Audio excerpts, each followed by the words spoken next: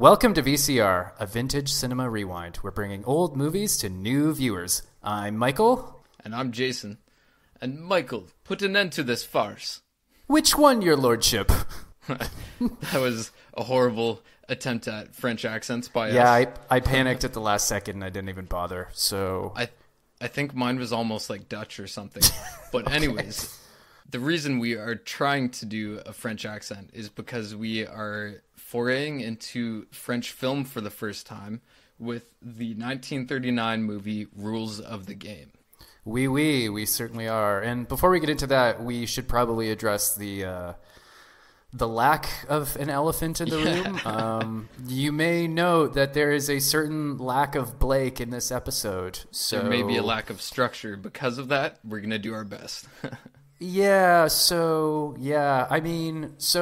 first of all, we should just cop to it. We killed him, and we redistributed the wealth, and now we're both, so we've done that. But no, basically, I know that Blake is pretty much the brains of the operation, and we kind of take turns hopping in for the podcast. Yeah. So I basically just approached him a couple months ago, and I said, well, what would happen? We've had episodes where all three of us come on. We've had episodes where it's Blake and me, and then there's episodes where there's Blake and you. So I thought, well, what would happen if it was just a Michael and Jason episode? Yeah, I think there's a good dynamic that we can explore a little bit here, because we each have a different relationship with Blake and with each other. So yeah, it'll be interesting to see where we go. So it'll be either interesting or completely disastrous, and we're about to find out. Or much better. Yeah, actually, I didn't want to come right out and say it, but we may have to evict him. But anyways, yeah. So Rules of the Game. Rules of the Game. So what is it in French?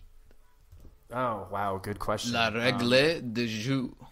See, admittedly, if Blake were here, he would have known that off the top of his head, because that's the amount of research he does. But he also would have horribly pronounced it. Yeah, fair enough. So kind of a even trade right now. Yeah. But so maybe we should talk a little bit about how we even arrived at this movie. So we had it scheduled that we were going to do a foreign film, and then I approached Blake with the idea of doing a Blakeless episode, which was it's kind of funny. I basically approached Blake and I'm like, you know what this podcast needs? Less of you. Yeah. So Blake was like, why don't you guys do the foreign film? And then you and I went back and forth for a bit about what we could do foreign wise. Yeah. I was kind of dead set on French, because when it comes to foreign films, I think it's so much easier to go to other big classics like Japanese films like Harikiri that we did, or Studio Ghibli is kind of a foreign. Yeah, it's a foreign film. So yeah, definitely. And so you were going for Canadian, which I think would be a really good episode because we're Canadian, and we could maybe on Canada Day we'll do one. That's not a bad idea. I did find it kind of funny that, I was kind of pulling my hair, or lack thereof of hair, out, and about what to do for a foreign film. And I kind of was just like, why don't we just do a Canadian film? And then I went to Blake and I was like, does this count as a foreign film? And it's funny because we are Canadian, right? This is a Canadian podcast. But I was like, let's do a foreign film, i.e. a Canadian film. And then you really wanted us to do a French film, which I think ultimately was a good idea. And then we tossed a couple ideas back and forth, and I remembered watching this movie in film school 13 years ago. Oh, no way. And yeah, I remembered it's considered the French Citizen Kane. So I just thought, okay, well, now's a good excuse to rewatch that, or let's see what comes out of that. So. Yeah, and I was trying to break down the whole French film repertoire and see how should we watch a French film as someone new to that country's film offerings. And I was for sure, who are the top actors, who are the top directors? I was going all over the place, but obviously I think this is the best choice because it is the ultimate highly lauded French film of all time. Yeah, it's considered like a masterpiece. I think even like, I remember my professor like 13 years ago saying like, you know, Americans consider Citizen Kane the best movie of all time, but most Europeans consider this the greatest movie of all time. Yeah, and even in like the top 10 movies of all time, this is right behind Citizen Kane. I think on certain lists. Okay, well, yeah, so I mean, yeah, there's quite a lot to say about this movie, so why don't we just jump right in with the plot summary. So basically, we are in sort of, I guess you could call it like semi-aristocratic France right before World War II, right? And we are open to these kind of, I guess you could call them like the idle rich, these like rich assholes with nothing better to do but than to collect weird gizmos and have affairs with each other. Mm-hmm. So, but the whole system is disrupted when Andre, actually, oh geez. By the way, like to those listening at home, I apologize in advance for all the French names I'm going to completely butcher. André Giroux. Yeah, that. When a famous French pilot crosses the Atlantic in 10 days, I think this was, like, they say this was like 10 years after Amelia Earhart or something. And he arrives and everybody rushes him and they want an interview. And he was expecting his lover, a woman named Christine, a married French woman, to be there to greet him.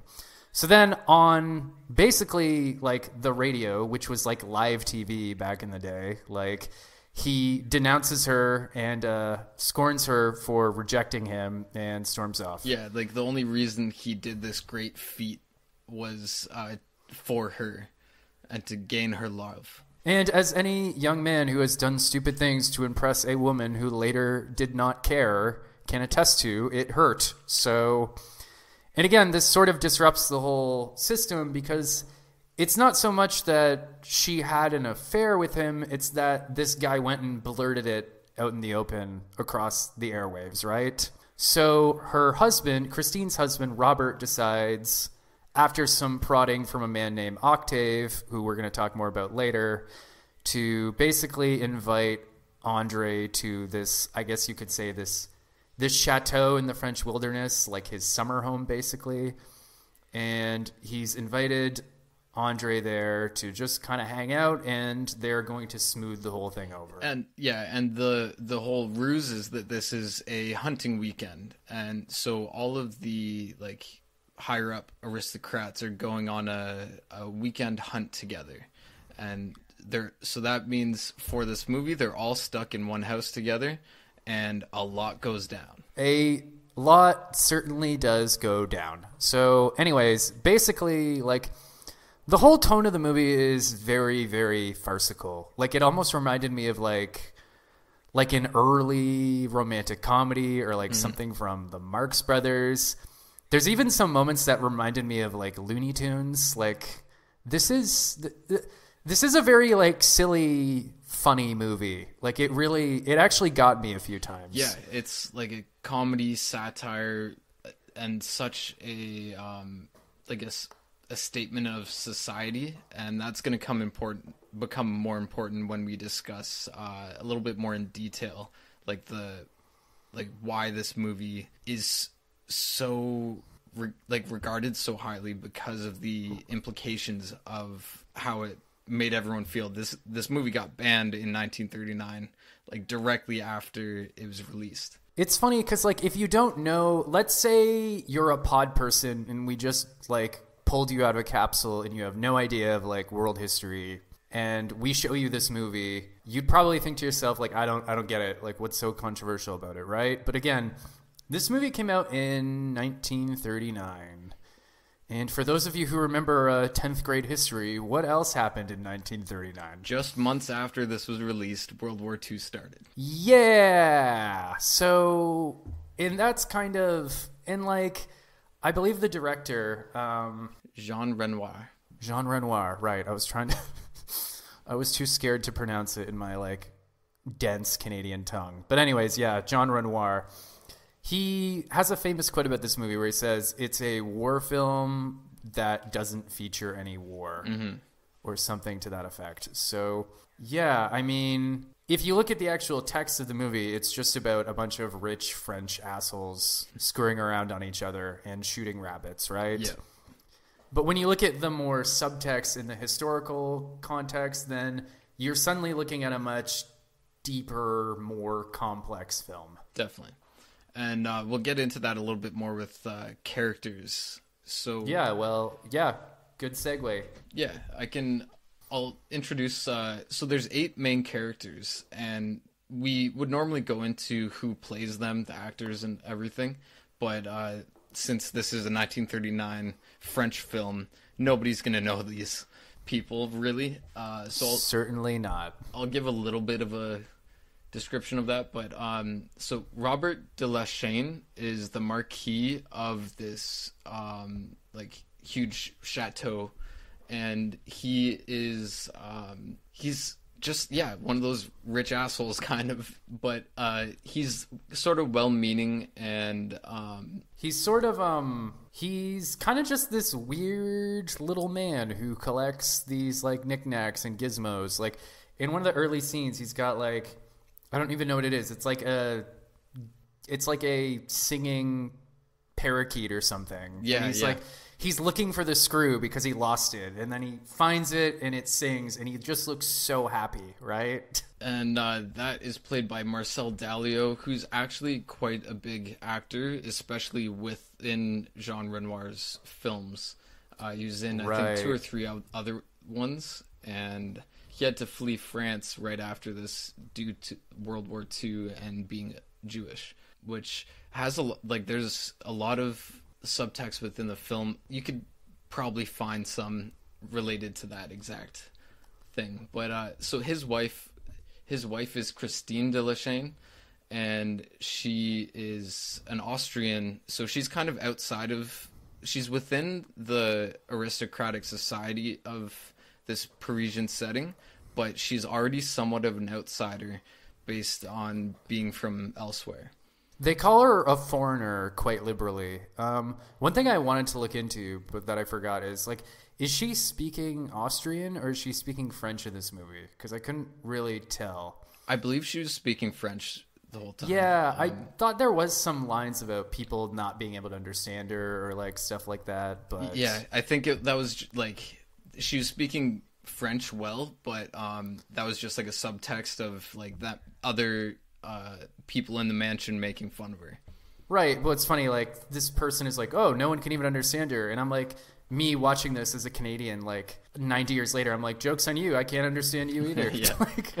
And the actual actress Nora Gregor is an Austrian actress, so so this was her main film as well. Yeah, and quite frankly, you look at the actors and the actors who were in this movie, and this is pretty much their big role. This is what they're known for. I know what's her name, Paulette Dubost, Lisette, so that's Christine's maid. If you read, she lived to be 100. She was in a ton of movies and stuff, but if you look at her obituary within the first or second paragraph, they're oh, she's most known for playing Lisette in The Rules of the Game. Yeah, she was in 150 films, but Jesus. And that's she had a lengthy career, all in French cinema, so that's probably why we don't know her. Yeah, we're a bunch of uncultured swine over here. Yeah, so her character Lisette, she's Christine's maid, and she's just she's so loyal to Christine, and so all she wants is to serve her and kind of emulate her, which we see her do with her affairs. She's kind of copying everything that Christine does. It's kind of interesting, just in the movie itself, so we open with the aviator touching down, all that stuff, blah, blah, blah, blah. And then we cut to Christine and Lisette and the husband and all that. And it's we're in this world where having affairs is almost kind of it's common. It's so common and so out in the open, and they all run around trying to hide it. But at the same time, it just seems like everybody knows. And it's kind of just, it's almost just an accepted form of practice. in their first conversation, Christine asks Lisette, like, oh, like, how is your husband doing? And she basically is just like, Lisette's married, but her husband works on the French summer home. And Lisette basically couldn't give two shits about her husband, right? Yeah. She's just like, oh, yeah, he's over there and I'm over here. Then Christine asks her, like, so, like, what about your other lovers? Like, do they kiss you on the hand? And Lisette's just kind of like, yeah, when I let them, you know? Yeah, like, the commentary about adultery is, like, that's what the game is, like, as the title references. That's kind of part of the game that they're playing. And yeah, we'll get into that a bit more, but Schumacher is how I'm going to pronounce his name, is Lisette's husband, who is the gamekeeper of the estate that they go to for this hunting weekend. And he is, like, highly jealous and possessive towards his wife, which causes some issues later on. For sure, like some issues that involve gunfire and all that stuff. So yeah, I really felt for Schumacher throughout this movie. I'm just like, oh, dude, like your wife hates you so much that like she doesn't even want to be in like the same postcode as you, and like she's openly having affairs, like crazy. And then yeah, even in terms of like the whole expected adultery, like so Andre disrupts the whole system by, you know, broadcasting the affair on the radio, and then Robert, Christine's husband, he doesn't even really seem upset. He actually, it doesn't faze him. He actually kind of admonishes Christine, where he's like, "Oh, why didn't you go? Like he deserves a small token of your affection. He did all this for you, right?" So yeah, and like that intro really sets the tone for. And it keeps you questioning. The thing that made me question things the most was like, is this film the reason why people assume that the French always are having these affairs? Like they're very sexual and whatnot. People, is their whole national identity based on this film, or is this film based on something true? I don't know. I don't really know. Hey, if we have any French listeners, sound off in the comments. Bonjour. Yeah, bonjour. Are you all adulterous whores, or is that just a product of this movie? Yes. So Andre Giroux is the aviator, and he's in love with Christine, and he espouses it on the radio. He is played by Roland Toutaine, who is actually also a stuntman, and like he's known for his athleticism. But this is, again, his most notable role. He was also like an aviator in real life, wasn't he? Oh, I didn't find that out, actually. I think he was a pilot in real life. Oh, that's cool. It would make sense with like the timing in between both world wars. So yeah, for sure. Then Octave, he is kind of a central character to this. He's the one who bridges the two groups of people, the upper class and the lower class. He gets on the best with everybody, and he's just like a jovial, like best friend kind of guy. And he is like a real Chris Farley type, basically. Yeah, for that time, definitely. He is a bit larger, and he is actually played by Jean Renoir, the director. So it's really interesting to see that happening so early in film. I didn't know like the directors would just jump in back then as well. Yeah, actually, that's a good point. You don't really hear about that, right? I mean, nowadays, a director also starring in his own movie is kind of, it's like cool, whatever, but I guess you don't really hear about it from back then. And then, yeah, like you saw like Hitchcock sometimes in his movies, but he kind of just was like not a central role. Yeah, he was almost like he was like Bigfoot. Like he just wandered through the movie. Yeah, you just caught glimpses of him. Yeah, and so yeah, Octave is the friend of everybody and a big character within the film. I think we only have two other characters. There is Genevieve de Marat, Robert's mistress, Genevieve. She was a great character. I liked her a lot. Yeah, I think she is kind of representative of the standard Parisian aristocrat woman. And basically, yeah. She's played by Mila Parelli. She's just like a beautiful like she's a known beauty within films in the 1930s and 40s. That's about it that I have on her.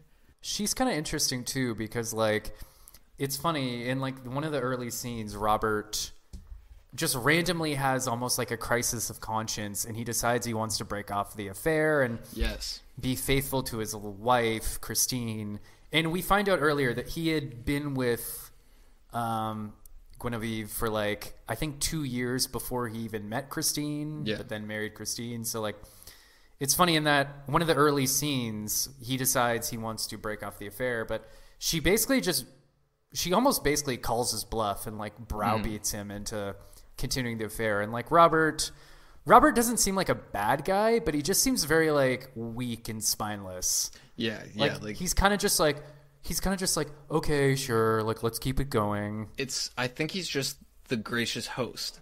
Like that's what I would kind of, if I had to sum him up, like he's just a gracious host. So he will do everything, like he'll do everything that Christine says and everything that Genevieve says, and he's just trying to placate everything, make everything go smoothly, and smooth everything over. And like that's really a great way of like again, when you think about this world that we're dropped into, it's almost so much like morality is irrelevant. It's all about decorum.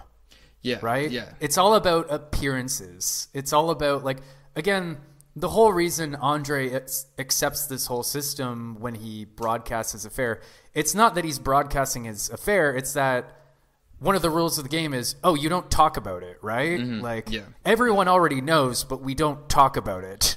So, yeah. And then, like, Andre is coming in from the lower class. Now he's a big hero. He's joining, like, the upper class. This is like kind of his play, was doing this big gesture for an aristocrat, Christine.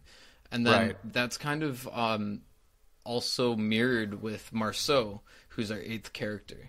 And he is just a poacher who lives near the estate. He comes onto the estate's grounds to steal like pheasant and rabbit. And Schumacher catches him and wants to shoot him. But then Robert happens upon them and is like, I like this guy. Like he's got gumption. He's like, I like the cut of your jib. Yeah. And Marceau's just so like a smooth talker, and he's like, I always wanted to work at your estate. Would you let me?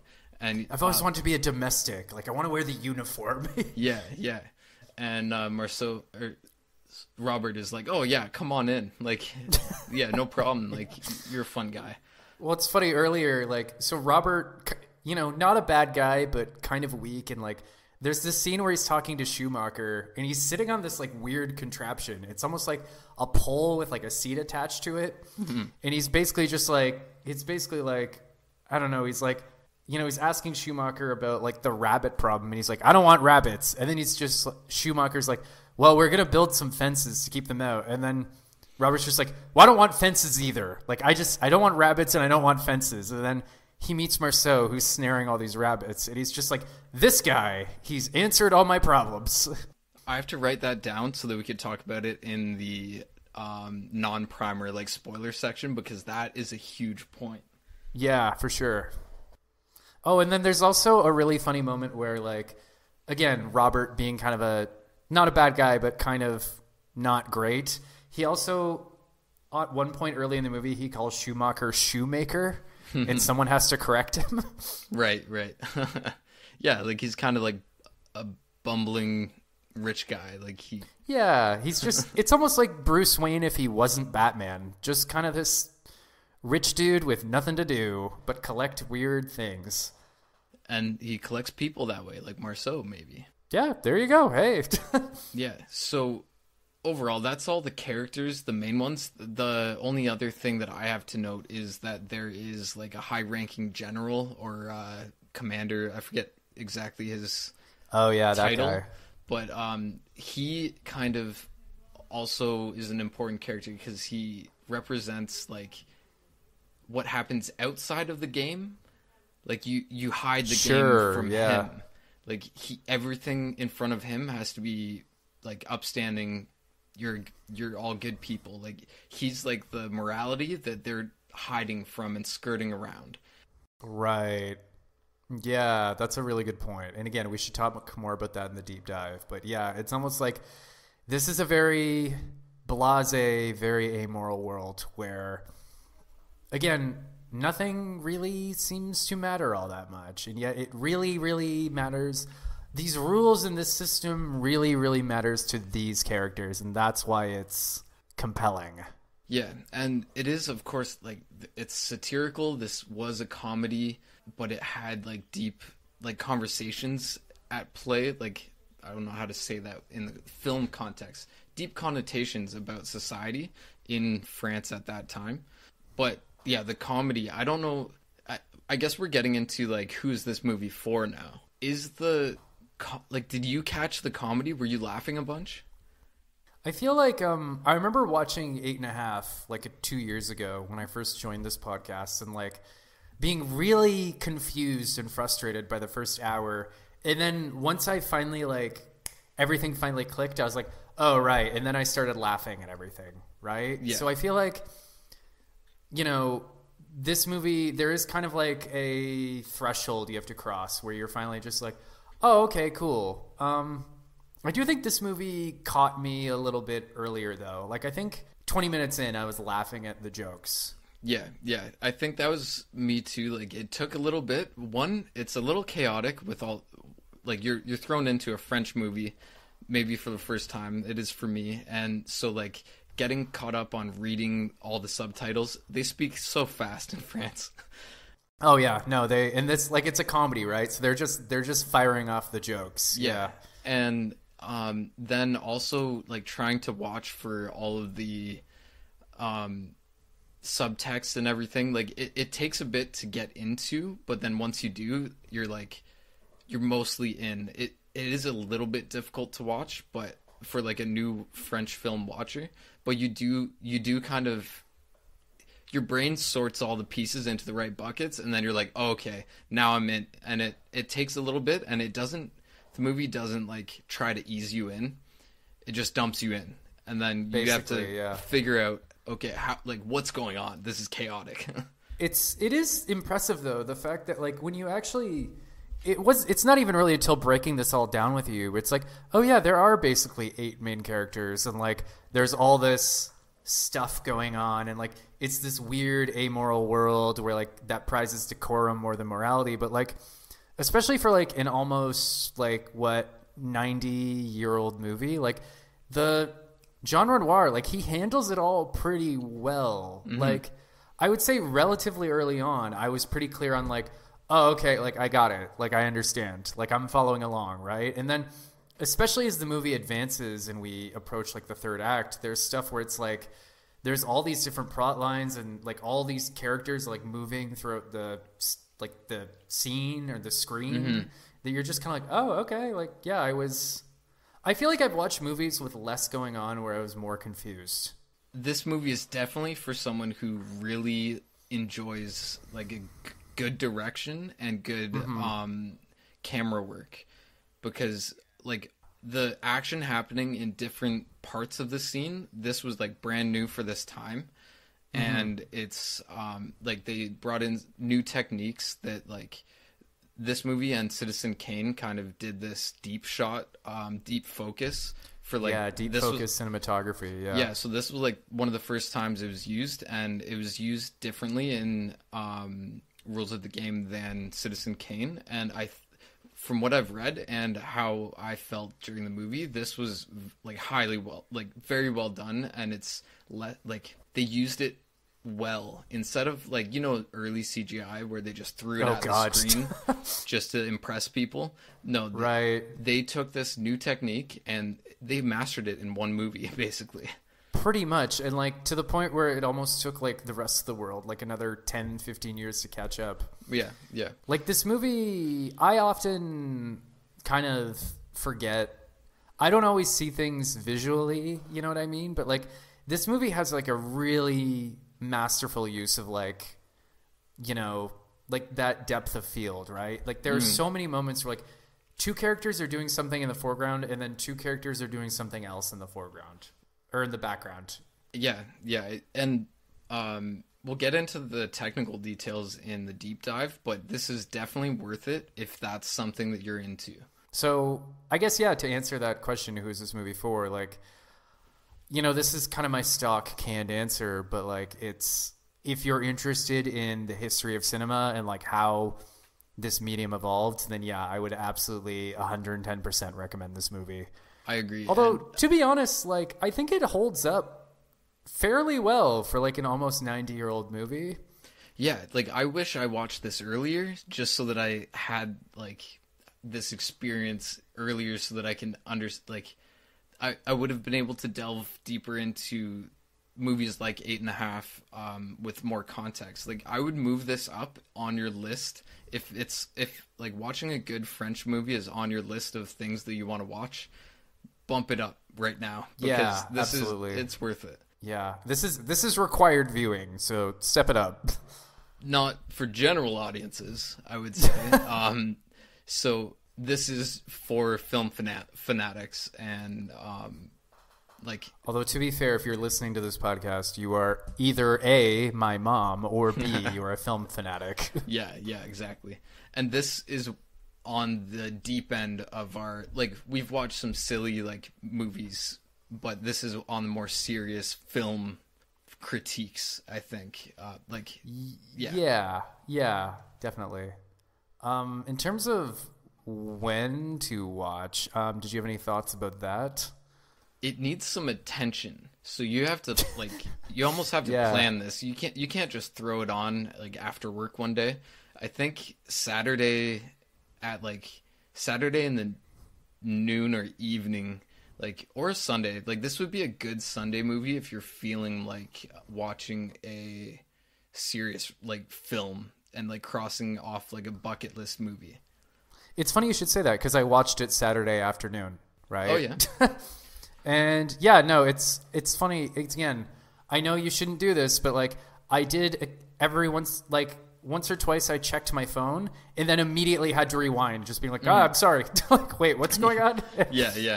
Like I had to pause because it's all French and like write shit down. And then also like, I at a certain point I was like, I can't look at my phone at all. Like I can't look up who this character is or anything like that. I have to focus. One, because it's in French, and two, because like everything's happening so quickly. And I think that is also something like maybe we'll talk about more, but like the screenwriting or like the dialogue? The dialogue is tight. It's very tight. It's tight and dense in a not dense and very fun way. It's just a lot happening, and so you have to pay attention. Yeah, no, this is not your this is not your grandpa's rules of the game or whatever that meme is. I'm not using it correctly, and I'm not even editing that part out. So. Although your grandpa might have been playing some games back in 1939. Yeah, 1939 France. So that'd probably be more my great grandpa, but the rules, I guess now. Basically the same concept. Yeah. So. Yeah. So overall, I would suggest this for film fanatics and watch it. Plan when you watch it. And it's streaming on the Criterion Network or whatever it's called. Yeah, that's pretty much your best bet. If you're feeling like shelling out some money, you can also rent it on YouTube and Google Play Movies. But yeah, your best bet is the Criterion channel. Yeah, and we're really lucky too, just as a little tidbit of factual information about this movie. When it first came out, it was banned right away, and then World War II happened, and the film reels all got blown up. Oof. Because it was in France.